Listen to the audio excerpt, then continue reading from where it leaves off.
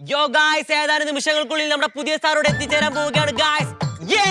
യോ ബിബീഷ് സാറേ, അദ്ദേഹം നമ്മുടെ കോളേജിലേക്ക് വരികയാണെങ്കിൽ മൊത്തത്തിൽ നല്ലൊരു മാറ്റം ഉണ്ടാവും, അതുറപ്പാ. മാഷ് ഇവിടെ നിൽക്കാതെ മറ്റേ മാഷം കൊണ്ട് വരും. ഹസ്ബൻഡ് പോയി മരിച്ച വായിച്ചാൽ വിളയും, വായിച്ചില്ലെങ്കിൽ വളയും.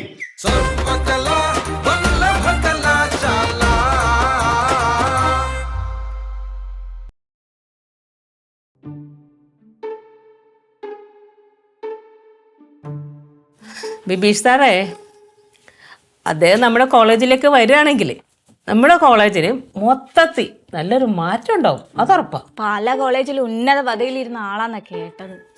ഇംഗ്ലീഷ് സാഹിത്യത്തിൽ PhD വരെ നേടിയിട്ടുള്ള ആളാണ്. ആ അതെ.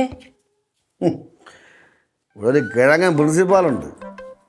ഓട് പൊട്ടുമ്പോഴും ബെഞ്ചിൻ ഡെസ്ക് ഒടിയുമ്പോഴും കക്കൂസ് ബ്ലോക്ക് ആകുമ്പോഴും എന്നെ വിളിക്കും. ഇക്കാര്യമൊന്നും എൻ്റെ അടുത്ത് വിളിച്ച് പറഞ്ഞിട്ടില്ല, നമ്മളടുത്ത് പറയേണ്ട കാര്യമൊന്നുമില്ല. ആ എന്തായിരുന്നാലും നമ്മുടെ പിള്ളേർക്ക് ഗുണമാണോ നമ്മുടെ സ്ഥാപനത്തിന് ഗുണമാണോ എനിക്കതറിയാൽ മതി. മാഷേ, ആള് വിഭാജനാന്നാ കേട്ട്. കാണാനെങ്ങനെയാ? ചെറുപ്പക്കാരനാ? പിന്നെ അല്ലാണ്ട് ടീച്ചറെ, ആര് കണ്ടാലും നോക്കിപ്പോവും. മുഖാണെങ്കിലോ പൂർണ്ണ ചന്ദ്രൻ ഉദിച്ചതുപോലെ, നല്ല വടിപൊത്ത ശരീരം, എല്ലാം കൊണ്ടും ഒരു പുരുഷ ലക്ഷണം ഒത്തണം. ജയനായിരിക്കും. ആ ജയൻ തന്നെ. അപ്പൊ സർവകലാ വല്ലത്.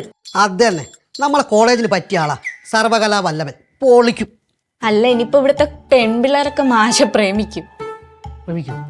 പിള്ളേർ പോട്ടെ, ടീച്ചർമാർ പോകാതിരുന്നാൽ മതിയായിരുന്നു. അതെ, ചോരുണ്ടെങ്കിൽ ചിത്രം എഴുതാൻ പറ്റൂ. എൻ്റെ അധ്വാനത്തിൻ്റെ ഫലമാണ് ഈ സ്ഥാപനം. ഇവിടുത്തെ ഓരോ ഘട്ടത്തിലും ഉണ്ട് എൻ്റെ ചോരയും എൻ്റെ വേർപ്പ്. ഇവിടെ നാറ്റുണ്ടല്ലേ? ആ ഉണ്ട്. ഈ കട്ടയിലൊക്കെ കട്ട പിടിച്ചിരിക്കുന്ന കട്ടച്ചോരയുടെ നാറ്റുവാ. ആ, ഒരളിഞ്ഞ വേർപ്പിന്റെ വേണം. ആ, രണ്ടും ഉണ്ട്. കളിയാക്കടേ, തലമറന്ന് എണ്ണ തേക്കല്ലേ. തലമറന്ന് എണ്ണ തേച്ചാ ആ തലയിൽ തേങ്ങ വീഴും. തെങ്ങ് ചതിക്കൂലെന്നല്ലേ മാഷേ? തെങ്ങും ചതിക്കും, എല്ലാ പുല്ലുകളും ചതിക്കൂടാ, എല്ലാ പുല്ലുകളും ചതിക്കും. ടീച്ചറെ, പാവം മാഷിക്ക് വിഷമായിട്ടോ. വിഷമാവാൻ വേണ്ടി തന്നെ ഞാൻ പറഞ്ഞതാ, കുറച്ച് വിഷമിക്കട്ടെ.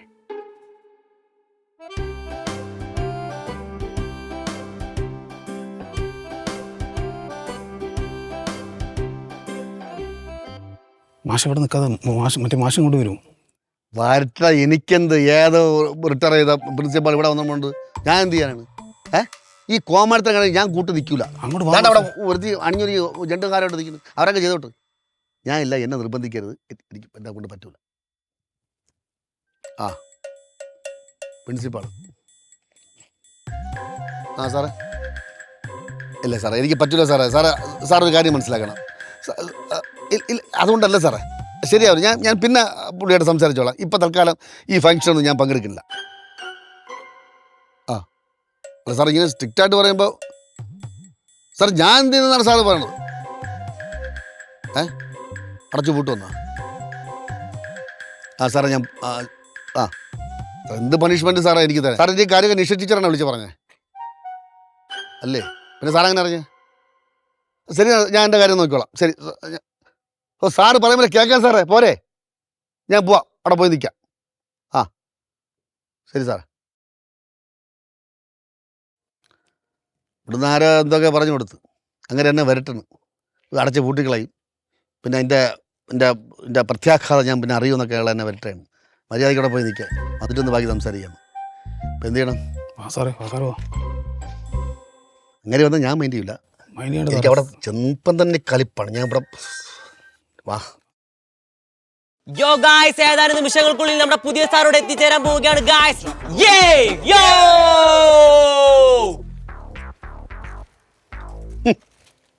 ഒന്നത് കല്യാണ പെണ്ണ കെട്ടിയൊരു നിൽക്കണം, ജണ്ടും പൊക്കയായിട്ടൊക്കെ. പ്രിൻസിപ്പൾ വിളിച്ചല്ലേ? ആ പ്രിൻസിപ്പാൾ വിളിക്കുമല്ലോ. ഇവിടുത്തെ കാര്യങ്ങളൊക്കെ പ്രിൻസിപ്പാൾ എത്തിച്ചോടൊക്കെ ഇവിടെ ആൾക്കാരുണ്ടല്ലോ. ഞാൻ ഒരു കാര്യം പറഞ്ഞേക്കാം, ഈ പുതിയ സാർ ഇവിടെ വരുമ്പോ അങ്ങേർക്ക് ബുദ്ധിമുട്ടുണ്ടാക്കുന്ന എന്തെങ്കിലും വിഷയം ഇവിടെ ഉണ്ടാക്കിയ ഞാൻ പ്രിൻസിപ്പൾ വിളിച്ച് പറയും. അയ്യോ, ഞാൻ ഒരു ശല്യത്തിന് പറഞ്ഞല്ലേ. അങ്ങേര് വന്ന മിണ്ടാനോ ഒന്നിനും ഞാൻ പോകില്ല. നിങ്ങൾ ആയിക്കോ, ആര് വന്നാലും പൂട്ട് വാഴിച്ചോളൂല്ലോ. ഇവിടെ നമുക്കൊരു വിലയില്ലല്ലോ. ഞാൻ ഇതിന് അങ്ങോട്ട് സംസാരിക്കണത്. അങ്ങനെ ആര് ഞാൻ ആ മൈൻഡ് ചെയ്യില്ല അങ്ങനെ വരുമ്പോൾ ഞാൻ എവിടെയാണ് മക്കളെ? ഇപ്പോഴേ പോയിക്കൂടെ? ഞാൻ ആലോചിച്ചോളാം.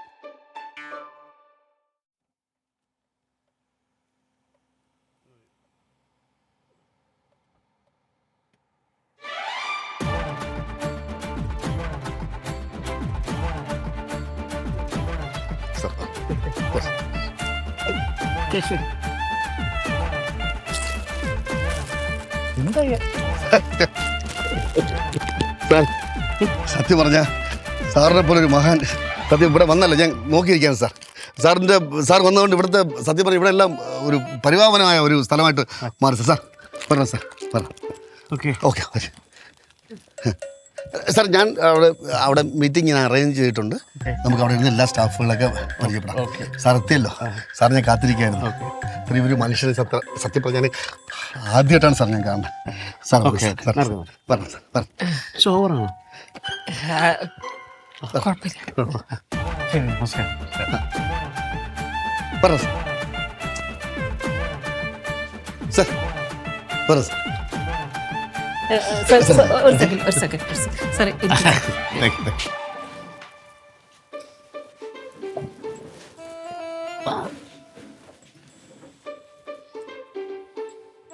Okay, yes. മുകളിലെന്ത് നോക്കാൻ പാടില്ലേ? അല്ല, മുകളിൽ നോക്കി എന്ത് പാടാണ്. മുകളിലെന്തായിരിക്കും നോക്കി. ഹലോ, എന്ത് ഏ മോള്? ഇരി ഇരി. ഓ, എവിടെ അവിടെ ചെയറില്ല. ഞാൻ പെട്ടെന്ന് ഇങ്ങനെ ഉണ്ടെന്ന് വിചാരിച്ചു. കഷ്ടം. കാണിച്ചു തരാടാ. എന്താ?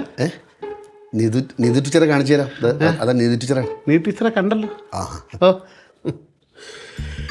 എന്താ ടീച്ചറെ ഹസ്ബൻഡൊക്കെ എന്ത് പറയുന്നു? റീഹാബിലിറ്റേഷൻ സെൻ്ററിലാക്കിയിട്ട് മാറ്റം ഉണ്ടോ? എല്ലാം ശരിയാവും കേട്ടോ, ടെൻഷൻ അടിക്കണ്ട. സാറേ ഇത് വാഗീഷ്. നബീഷല്ലേ? ഓ, നബീഷേ, നമുക്ക് ആ വീട് പണി പെട്ടെന്ന് തീർക്കണം കേട്ടോ. ആ ചായ്പ് പെട്ടെന്ന് മാർക്കണം, മേലിൽ പെട്ടെന്ന് ഇറക്കണം. മഴയാണ് വരുന്നത്, സിമെൻറ്റിൻ്റെ വില കൂടോ, കമ്പിക്കും കുത്തനൊക്കെ വരും. പെട്ടെന്ന് തീർക്കാം കേട്ടോ ജോലിയൊക്കെ. ഓക്കെ സാറേ എൻ്റെ പേര് ചോദിക്കട്ടെ. എന്താണ് ടീച്ചറെ ഒരു കല്യാണമൊക്കെ കഴിഞ്ഞു. 2 കുട്ടികളുമായി. പേര് സജിനും സുജിനും കുട്ടികളുടെ. സച്ചിൻ സുജിൻ എന്താണ് ഹസ്ബൻഡ് പോയി. മരിച്ച? ഇല്ല, തല്ലി ഓടിച്ചു. തല്ലി ഓടിച്ച്? കയ്യിലിരിപ്പ് ശരിയല്ലായിരുന്നു സാർ. എന്താ കാരണം? സംശയം. സംശയം വലിയ പ്രശ്നമാണത്. ഓക്കെ, ഇപ്പൊ വല്ല കോണ്ടാക്ട് വല്ലതും ഉണ്ടോ? ഇല്ല ഇല്ല ഇല്ല ഇല്ല. ഇല്ല. ഇൻസ്റ്റയിലും ബ്ലോക്ക് ചെയ്തു. മൊത്തം ബ്ലോക്ക് ചെയ്തു. എന്തൊരു കഷ്ട. ഒരു ഫാമിലി തകരുമ്പോഴേ അല്ലേ. എൻ്റെ കല്യാണം കഴിയും സാർ.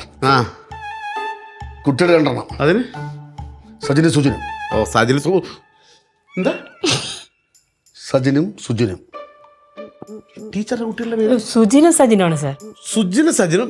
ഇത് സജിനും സുജിനും. ഭാര്യ എൻ്റെ കൂടെ സാർ. എന്നെ കളഞ്ഞിട്ട് പോയി. ആ, എന്നെ ഇഷ്ടമല്ല. ഞാൻ ഇയാളുടെ കുടുംബ പ്രശ്നം തീർക്കാൻ വന്നല്ലേ. ഇയാളുടെ എന്താ? അല്ല, ഒരാൾ എനിക്ക് ഇങ്ങോട്ട് വരുമ്പോൾ എനിക്ക് അങ്ങോട്ട് കൊടുക്കണമല്ലോ. അല്ല, നിങ്ങൾ കോടതി പോയി പറയാ. നിങ്ങൾ എന്തിനാ വിറയ്ക്കുന്നത്? അവിടെ ഇരിക്കും, അവിടെ ഇരിക്കും. മിസ് സാർ, ഒരു സെക്കൻഡ് സാർ. സാറിന്റെ ഫാമിലിയെ കുറിച്ചൊന്നും പറഞ്ഞില്ല. ഇതാണ് ഞാൻ ചോദിക്കരുത് സാർ. അത് അവര് ചോദിച്ചില്ലേ.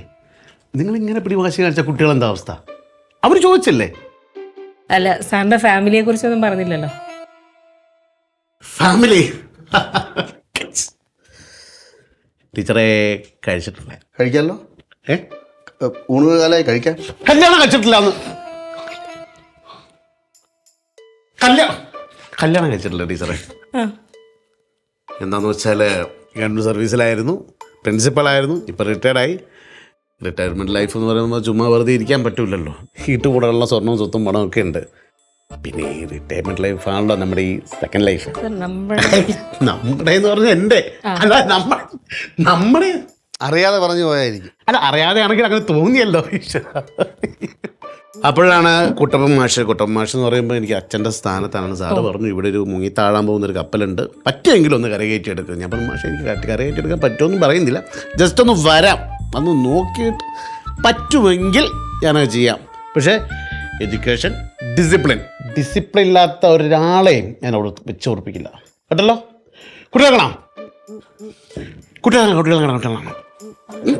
കുട്ടികളെ കാണാം. കുട്ടികളൊക്കെ സെറ്റാക്കി വെച്ചിട്ടുണ്ട് സാർ. അപ്പൊ ഇവിടെയുള്ള കുട്ടികളല്ലേ സെറ്റാക്കി ഒക്കെ? അല്ല, ഇവിടെ ഉള്ളവരെ തന്നെ. ഞാൻ പിന്നെ സാറ് വരുന്നോണ്ട് എല്ലാരും ഇയാളുടെ പ്രശ്നം എന്താ? ഇയാളുടെ പ്രശ്നം എന്താ? വാ, നമുക്ക് ആദ്യമായിട്ട് കുട്ടികളെ കാണാം. ചെല്ല് ഓരോ പരിഷ്കാരങ്ങളെ. എന്താ ഇയാളുടെ പ്രശ്നം? എന്താ ഇയാൾ ആകെ വേർക്കുന്നുണ്ടല്ലോ. അയാള് തീരെ കംഫർട്ടല്ല, അടുക്കാൻ പോകല്ല കേട്ടാ. സമയം പിന്നെ സമയം സമയം ഞാൻ വരും. ഇയാള് ചെല്ല്, ഞാൻ വന്നോളാം. ഇയാള് ചെല്ല്. അതെന്താ നേരത്തെ നമ്മുടെ ഞാൻ ആകെ എല്ലാവരുടെ ഇടയിലായതുകൊണ്ട് കുട്ടികളെ കാണാം. കുട്ടികളെ കാണാം. ഇതെന്താ ഇവിടെ മരപ്പട്ടി ഉണ്ടോ? മരപ്പട്ടി. ഇരുന്നൊക്കെ ഉറങ്ങിയാടേ. നിങ്ങളെ കാണാൻ വേണ്ടി ഒരു സാറ് വന്നിട്ടുണ്ട്. ഇത് അവിടെ നിന്ന് ഇപ്പം എഴുന്നള്ളം തുടങ്ങിയേ ഉള്ളൂ. പിള്ളേരെ കണ്ടിട്ടില്ല, ആദ്യമായിട്ട് കാണും പോലെയാണ്. എന്തൊക്കെയോ സംസാരിക്കണമെന്ന് കേള്. ഒരു വക സാറാണ് ഇവിടെ ആദ്യം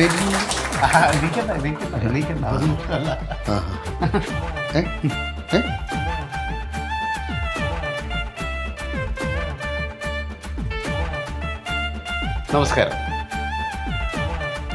പ്രിയമുള്ള കുട്ടികളെ. എനിക്ക് നിങ്ങളെ മുഖം കാണുമ്പോൾ പെട്ടെന്ന് ഇപ്പോൾ ഓർമ്മ വരുന്നൊരു കാര്യം എന്താണെന്ന് വെച്ചാൽ, വായിച്ചാൽ വിളയും, വായിച്ചില്ലെങ്കിൽ വളയും. വായിച്ച് വളയും.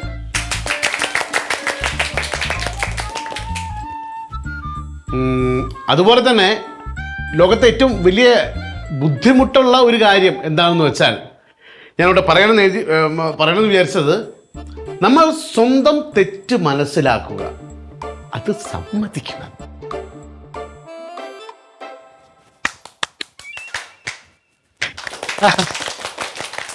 മാനസികമായിട്ട് ആർക്കെങ്കിലും ഒരു ബുദ്ധിമുട്ടുണ്ടെങ്കിൽ ധൈര്യമായിട്ട് എന്നോട് തുറന്നു. എൻ്റെ പൊന്ന് സാറേ, ഇവിടെ ആർക്കും ഒരു ബുദ്ധിമുട്ടുമില്ല. പിന്നെ മാനസികമായിട്ട് ബുദ്ധിമുട്ടുന്ന ഒരാളേ ഉള്ളൂ, അത് ഞാൻ. എന്നെ മാനസികമായിട്ട് ബുദ്ധിമുട്ടിക്കാണ്, തളർത്തയാണ്, തേജോധന ചെയ്യാണ്. അത് ഞാൻ അനുഭവിച്ചുകൊണ്ടിരിക്കുകയാണ്. അത് ഈ ജന്മം മുഴുവൻ കാണും. മോനിങ്ങോട്ട് വന്നേ. എന്താ സാർ പറയും? ഇയാൾ എങ്ങോട്ടാ കയറി വരുന്നത്? മാനസികമുണ്ട്. മോനിങ് വന്നേ. എന്താ മോൻ്റെ പ്രശ്നം? എന്താ എന്താ എന്താ എന്താ ഞാൻ ചോദിക്കട്ടെ എന്താ മോൻ്റെ പ്രശ്നം? എന്താ? ഫീസ് രാത്രിയും വിജയസാറിനെ നിരന്തരം വഴക്ക് പറയുന്നുണ്ട് സാർ. സാർ, ഞാൻ സത്യം പറഞ്ഞാൽ ഞാൻ ഒരു മാതൃക അധ്യാപന നിലയിൽ ഞാനൊരു കാര്യം ചോദിക്കട്ടെ? മാഷ് എടാ മോനെ, നീ 6 മാസത്തെ ഫീസ് വീട്ടിൽ നിന്ന് വാങ്ങിച്ച് നീ പുട്ടടിച്ച് കറങ്ങി നടക്കലടാ. 6 മാസത്തെ ഫീസ് തന്നിട്ടില്ല. അതിനാണോ അങ്ങനെ സംസാരിക്കുന്നത്? മോൻ അച്ഛൻ എന്താ ചെയ്യുന്നത്? അച്ഛന് കൂലിവേല. അമ്മയ്ക്കോ? അമ്മയ്ക്ക് വീട്ടുജോലി. എടാ, നിന്റെ അമ്മ ഹൗസിംഗ് ബോർഡിൽ ജോലി ചെയ്യുന്നതാ പറഞ്ഞത്. ഞാൻ ഹൗസ് വൈഫ് എന്ന് പറഞ്ഞു. ഹൗസ് വൈഫ് ടീച്ചറായിട്ടില്ലേ? മാഷ ചെവി അടിച്ചു പോയതായിരിക്കും. ആരും കേട്ടു? നിങ്ങൾ ആരും കേട്ടോ? ആരും കേട്ടിട്ടില്ല. മുമ്പ് നിന്റെ പ്രശ്നം ഈ മാഷ് കയറിയ നിന്റെ ഒന്നുമല്ല, എല്ലാവരും നിങ്ങൾ ആരൊക്കെ ബുദ്ധിമുട്ടുണ്ടോ അവരൊക്കെ പ്രശ്നം എന്നെ വിളിച്ചു പറയാം. എന്നെ വിളിക്കണ്ട. ഞാൻ വൈകുന്നേരം 6 മണി കഴിഞ്ഞാൽ ഗൾഫിൽ ഗോൾഫ് കളി, മറ്റ് സാമൂഹിക പരിപാടികൾ, ജീവകാരുണ്യ പ്രവർത്തനങ്ങൾ അതിലങ്ങ് പോകും. ഇപ്പം ആരെയാ വിളിക്കുക? വേണ്ട. പിന്നെ ടീച്ചറുടെ നമ്പറിലേക്ക് വിളിച്ചു പറയാം കേട്ടോ. ടീച്ചർ അതെന്നെ അറിയിക്കും. ഞാൻ ഇതിൻ്റെ പ്രശ്നങ്ങളെല്ലാം സോൾവ് ചെയ്യും. അയ്യോ, ഒരു വലിയ പ്രശ്നം കിടക്കുന്നുണ്ട്. ടീച്ചറുടെ നമ്പർ എൻ്റെ അടുത്തില്ല. ആകെപ്പെട്ട്. അല്ല, ടീച്ചർ നമ്പർ തന്നാൽ മതി. ഓക്കെ, ടീച്ചർ നമ്പർ തന്നാൽ മതി. കുരയ്ക്കുന്നു നമ്പറേ? Teacher number 99479 99479 23 67. ആരുടെ നമ്പർ? ടീച്ചർ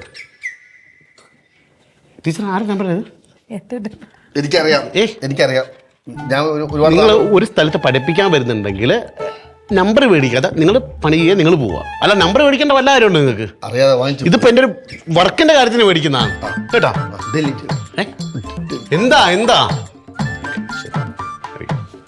നമ്പർ ഓക്കെ അല്ലേ? ഓക്കെ, ശരി. അതൊക്കെ പോട്ടെ. നിങ്ങൾക്ക് എല്ലാവർക്കും ഈ എളിയ കോടീശ്വരനെ അറിയാവോ? ആരാന്ന് പേരറിയാവോ?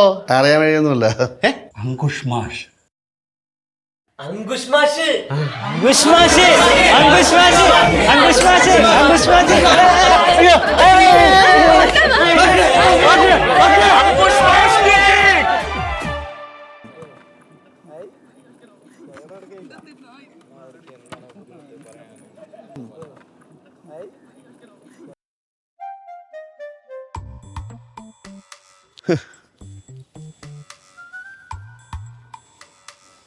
സാർ ഡാ ഡാ പോട്ടടാ എടാ ഇത്രയും പേര് എന്നെ തള്ളിപ്പറഞ്ഞു എന്നെ മൈൻഡ് പോലും ചെയ്യാതെ ആഘോഷവും അട്ടഹാസവും തിമിർപ്പും എനിക്കൊരു വിഷമമില്ല. നീ എന്നെ മനസ്സിലാക്കിയല്ല, നീ എൻ്റെ അവിടെ ഉണ്ടല്ലോ. എനിക്കത് മതി. നീ ചെല്ല്, ഞാൻ കുറച്ച് നേരം ഞാൻ സ്വസ്ഥമായിട്ട് നിൽക്കട്ടെ. എൻ്റെ മനസ്സിൽ അത്ര വിഷമമുണ്ടാ. നീ ചെല്ല്. അതല്ല സാർ, അവരല്ലേ ആര്? அங்குஷ் ரமன் சார். அவர் நல்ல மனுஷன், நல்ல பெருமாட்டம், நல்ல സംസാരം. നമ്മൾ അവനില്ല എൻ്റെ ക്ലാസ്സിലെ, അവനെ ദത്തെടുത്ത മാതിരി അവർ എന്നെ ദത്തെടുക്കും. അവരെനിക്ക് എൻ്റെ അച്ഛൻ മാതിരി. നായിൻ്റെ മോനെ, പ്രാന്താണ് നിങ്ങൾക്ക്, പ്രാന്ത്. എന്നാലാ വരാ, ഞാൻ അവനച്ചായി ഇന്ന് പ്ലേറ്റ് മറിച്ചടന്നു മോനെ. എൻ്റെ അങ്കുഷ് സർവകലാ